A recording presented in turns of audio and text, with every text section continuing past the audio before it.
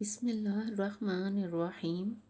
اللہ تعالیٰ ارشاد فرماتے ہیں کہ مجھ سے دعا کرو میں قبول کروں گا، اور ارشاد فرمایا نبی پاک صلی اللہ علیہ وآلہ وسلم نے، بڑی عبادت تو دعا ہے، اور فرمایا جس شخص کو دعا کی توفیق ہو گئی اس کے لیے قبولیت کے دروازے کھل گئے۔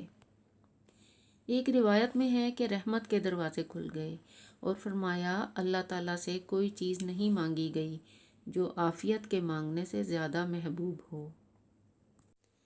اس سے ہمیں یہ معلوم ہو جاتا ہے کہ دنیاوی ضروریات مانگنے کا بھی حکم ہے، اور ارشاد فرمایا کہ قضا کو صرف دعا ہٹا دیتی ہے، اور ارشاد فرمایا کہ احتیاط اور تدبیر سے تقدیر نہیں ٹلتی، اور دعا نازل شدہ بلا کو بھی روک دیتی ہے، اس بلا سے جو ابھی نازل نہیں ہوئی، اور کبھی بلا نازل ہوتی ہے تو ادھر سے دعا پہنچ کر اس سے ملتی ہے، تو دونوں میں قیامت تک کشتی ہوتی رہتی ہے۔ اس سے معلوم ہوا کہ دعا تمام تدبیروں اور احتیاطوں سے بڑھ کر مفید ہے۔ یہ بھی معلوم ہوا کہ مصیبت سے پہلے بھی دعا کرتے رہنا چاہیے کہ اس کی برکت سے مصیبت نہیں آتی، اور یہ بھی معلوم ہوا کہ قبولیت کی بھی شکل ہوتی ہے کہ کبھی اس کی وجہ سے کوئی بلا ٹل جاتی ہے اور کبھی اس کی وجہ سے کوئی بلا آ ہی نہیں پاتی۔ بس دعا ضرور کرنی چاہیے اور بدگمان نہیں ہونا چاہیے۔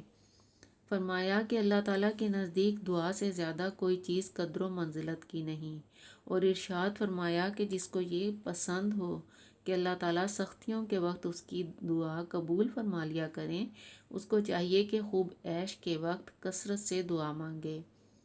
اس سے یہ معلوم ہوا کہ بغیر مصیبت کے بھی تو دعا مانگنی چاہیے، اور مصیبت کے وقت بھی دعا مانگنی چاہیے۔ البتہ جو لوگ ہمیشہ دعائیں مانگتے رہتے ہیں وہ محفوظ رہتے ہیں، اور فرمایا گیا کہ دعا میں ہمت نہ ہارو، کیونکہ دعا کرتے ہوئے کوئی ضائع نہیں ہوتا، اور نبی پاک صلی اللہ علیہ وسلم نے ارشاد فرمایا کہ دعا مسلمان کا ہتھیار ہے اور دین کا ستون ہے اور آسمان اور زمین کا نور ہے۔ نبی کریم صلی اللہ علیہ وآلہ وسلم کا ایک ایسی قوم پر گزر ہوا کہ جو کوئی کسی بلا میں مبتلا تھی۔ آپ صلی اللہ علیہ وآلہ وسلم نے ارشاد فرمایا، یہ لوگ اللہ سے دعا کیوں نہیں مانگتے؟ ارشاد فرمایا کہ کوئی بھی مسلمان ایسا نہیں کہ جو اپنی دعا میں اڑ جائے اور پھر اس کو عطا نہ ہو، خواہ اس کو سر دست اللہ تعالیٰ عطا فرما دیں یا آئندہ کے لیے جمع فرما دیں۔ اس سے معلوم ہوا کہ دعا قبول تو ضرور ہوتی ہے، مگر صورتیں اس کی مختلف ہیں۔ کبھی ہمیں وہی چیز مل جاتی ہے جس کے لیے ہم نے دعا کی ہوتی ہے، کبھی ہماری دعا ذخیرہ کر لی جاتی ہے، کبھی ہماری دعا کی برکت سے کوئی آنے والی مصیبت ٹل جاتی ہے۔ غرض اللہ تعالیٰ کا دربار ایک ایسا دربار ہے جہاں پر جو کوئی ہاتھ پھیلاتا ہے وہ خالی نہیں رہتا، بلکہ اللہ کے دربار میں ہاتھ پھیلانے والے کبھی بھی مخلوق کے آگے ہاتھ نہیں پھیلاتے۔ دعا ہمیشہ اللہ تعالیٰ سے مانگتے رہنا چاہیے، اور پوری حاضری سے، یعنی پوری توجہ سے مانگنا چاہیے۔ دل آپ کا حاضر ہو اور اللہ تعالیٰ کی طرف متوجہ ہو، اور گڑ گڑا کر اور اپنے آپ کو پوری عاجزی کے ساتھ اللہ تعالیٰ سے دعا کرنی چاہیے۔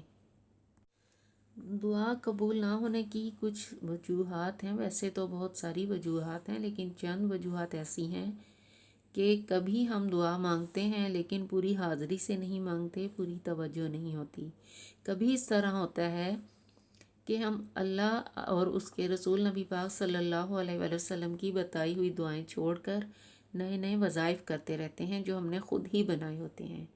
کبھی اس طرح ہوتا ہے کہ شوق بھی نہیں ہوتا، رغبت بھی نہیں ہوتی، دل بھی نہیں ہوتا، دھیان ہی نہیں ہوتا، اور دعائیں مانگی جاتی ہیں۔ کبھی اس طرح یہ ہوتا ہے کہ اللہ تعالیٰ سے قبولیت کا یقین نہیں ہوتا، امید نہیں ہوتی، وہ بھی غلط ہے۔ کبھی اس طرح ہوتا ہے کہ جلدی اور تقاضا کرتے ہیں، اور ذرا سے دیر ہو جائے تو ہم تنگ ہو کر چھوڑ دیتے ہیں، یعنی ہم سمجھتے ہیں کہ میری تو دعا قبول ہی نہیں ہوتی، اس لیے کرنے کا کیا فائدہ۔ یہ سارے عمل غلط ہیں، یہ سارے رویے دعاؤں کی قبولیت میں رکاوٹ بنتے ہیں۔ بہتر یہی ہے کہ وہ دعائیں مانگی جائیں جو نبی پاک صلی اللہ علیہ وآلہ وسلم نے ہم کو تعلیم فرمائیں، جو قرآن پاک میں ہم نبی اللہ تعالیٰ نے ہمیں بتائی ہیں، یعنی ربنا والی آیات، کیونکہ کبھی کبھی ہم اپنی لا علمی میں ایسی دعا مانگتے ہیں کہ جو الٹی ہمارے لیے نقصان دہ ہوتی ہے۔ جس طرح ایک دفعہ کسی صحابی رضی اللہ نے صبر کی دعا کی، نبی پاک صلی اللہ علیہ وآلہ وسلم نے ارشاد فرمایا کہ تم نے تو بلا کی درخواست کی۔ ایک اور صحابی نے دعا کی تھی کہ جتنا عذاب مجھ کو آخرت میں ہونا ہے وہ سب یہیں ہو جائے۔ آپ صلی اللہ علیہ وآلہ وسلم نے ان کو نصیحت فرمائی